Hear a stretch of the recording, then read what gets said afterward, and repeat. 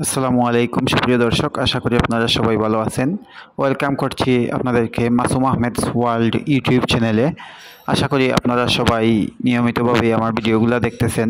সুপ্রিয় দর্শক, আজকে আমি অত্যন্ত গুরুত্বপূর্ণ একটা বিষয় নিয়ে আলোচনা করব এবং আপনারা ধৈর্য সহকারে আজকের ভিডিওটি শেষ পর্যন্ত থাকবেন এবং যারা আমার ইউটিউব চ্যানেলটিতে নতুন, দয়া করে চ্যানেলটি সাবস্ক্রাইব করতে ভুলবেন না। সুপ্রিয় দর্শক, আপনারা জানেন আমি নিয়মিতভাবে আপনাদের জন্য বিভিন্ন গুরুত্বপূর্ণ ভিডিওগুলা উপস্থাপন করি। এর ভিডিওগুলোর মধ্যে বিভিন্ন তথ্যমূলক ভিডিও আছে এবং বিনোদনমূলক ভিডিও, কাজাখস্তান সম্পর্কে বা বিভিন্ন দেশ সম্পর্কে আমি ভিডিওগুলো করি। সো এরই ধারাবাহিকতায় আজকে আমি কাজাখস্তান সম্পর্কে একটি অত্যন্ত গুরুত্বপূর্ণ ভিডিও উপস্থাপন করব, তথ্য উপস্থাপন করব, পাশাপাশি আরও কিছু তথ্য আপনাদের সামনে দেওয়ার চেষ্টা করব। সো আপনারা দয়া করে আমার চ্যানেলটি সাবস্ক্রাইব করতে ভুলবেন না। সুপ্রিয় দর্শক, আজকে যে আমি বিষয়টি নিয়ে আলোচনা করব সেটি হচ্ছে কাজাখস্তানের ইমিগ্রেশন সম্পর্কে। বর্তমানে কাজাখস্তানের কী ধরনের ইমিগ্রেশন ব্যবস্থা আছে বা কাজাখস্তান এয়ারপোর্টে বিশেষ করে বাংলাদেশি যারা আসেন তাদের কী কী সমস্যা হচ্ছে, বর্তমানে কাজাখস্তানে ভিসা নিয়ে আসলে কাজাখস্তানে কি ঢুকতে দেয় এয়ারপোর্টে। সো এইসব বিষয় নিয়ে আজকে আলোচনা করব। আশা করি আপনারা ভিডিওটি শেষ পর্যন্ত ধৈর্য সহকারে আজকের ভিডিওটি দেখবেন। আশা করি যারা নতুন কাজাখস্তানে আসতে চাচ্ছেন আপনাদের জন্য অনেক উপকারে লাগবে। সুপ্রিয় দর্শক, আপনারা জানেন বর্তমানে কাজাখস্তানে প্রচুর বাংলাদেশি আছে এবং প্রতিদিনই বাংলাদেশিরা কম বেশ আসতেছে। সো বিভিন্ন ভিসা নিয়ে কাজাখস্তানে মানুষ আসে। বর্তমানে কাজাখস্তানে যেহেতু ওয়ার্ক পারমিট ভিসা বন্ধ, সেহেতু মানুষ বিজনেস ভিসায় এখানে এসে বিজনেস ভিসা থেকে ওয়ার্ক পারমিট ভিসায় কনভার্ট করে কাজাখস্তানে।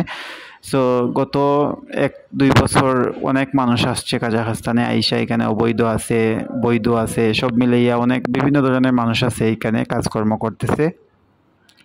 সো বর্তমানে যে পরিস্থিতি, বর্তমানে হচ্ছে 2024 সালের আগস্ট মাস।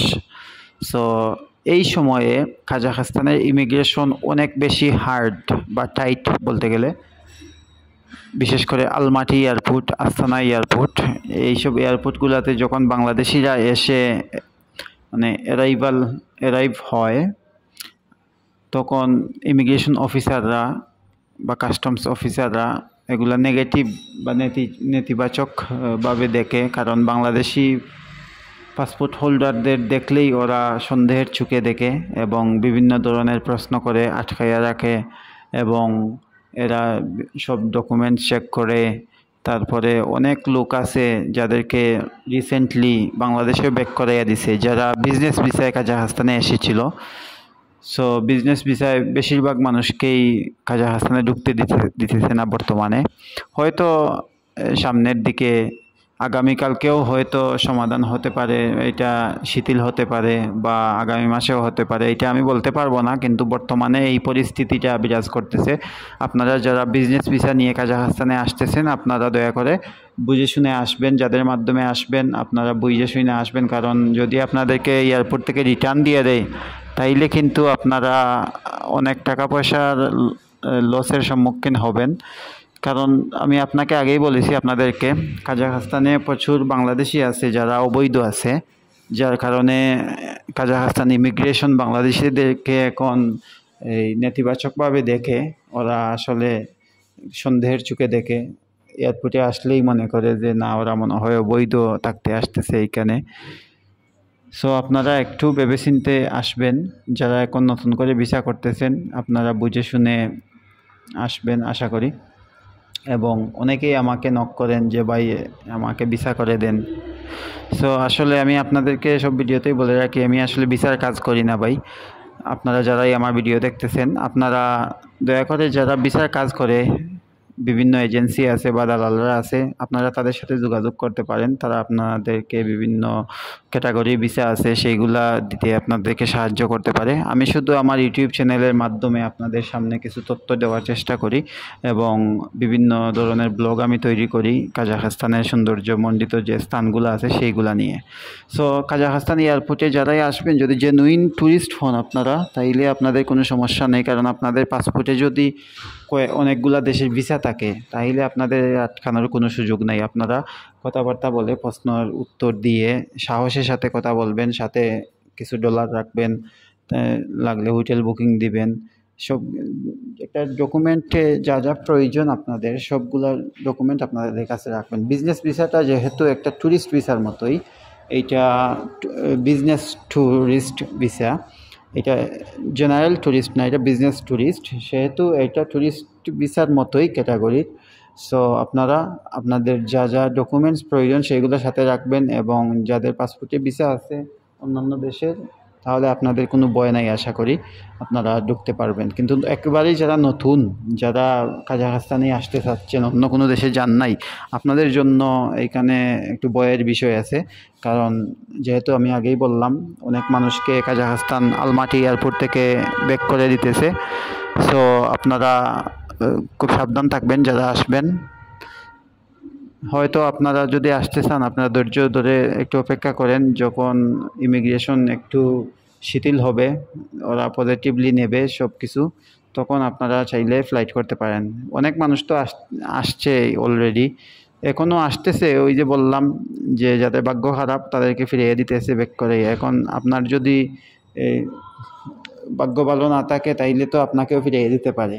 সো আপনাদের রিস্ক নেওয়ার দরকার নাই আমি মনে করি।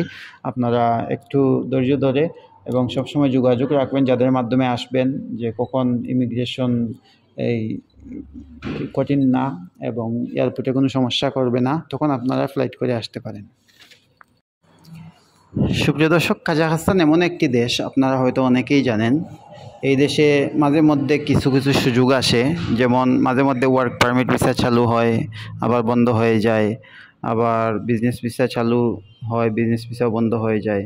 মোটামুটি সব প্রায় দেশেই এরকম হয়ে থাকে। যেমন দুবাইতে আপনারা দেখবেন মাঝে মধ্যে ট্যুরিস্ট ভিসা চালু হয়, আবার ট্যুরিস্ট ভিসা বন্ধ হয়ে যায়। আগে ওয়ার্ক পারমিট চালু ছিল, ওয়ার্ক পারমিট বন্ধ হয়ে গেছিল মাঝে।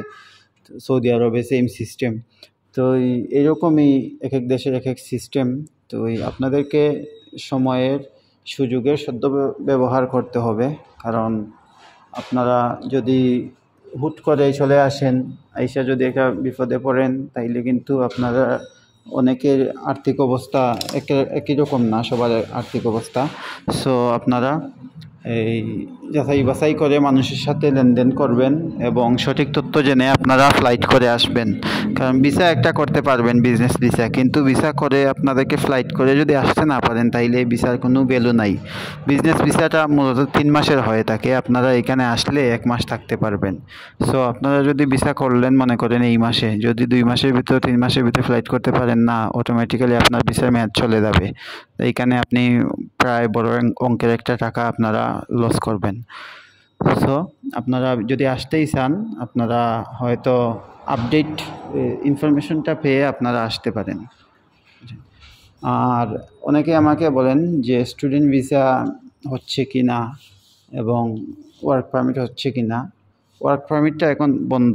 আর জেনুইন স্টুডেন্ট যদি আপনি হয়ে থাকেন, তাহলে আপনি কাজাখস্তানেও স্টুডেন্ট ভিসা নিয়ে আসতে পারবেন। এইখান থেকে ইউনিভার্সিটি অফার লেটার, ইনভাইটেশন সব কিছু যদি আপনারা ম্যানেজ করতে পারেন, আপনারা ভিসা করে আসতে পারবেন। কারণ জেনুইন স্টুডেন্টদের জন্য কোনো দেশেই স্টুডেন্ট ভিসা বন্ধ হয় না, সব দেশেই চালু থাকে।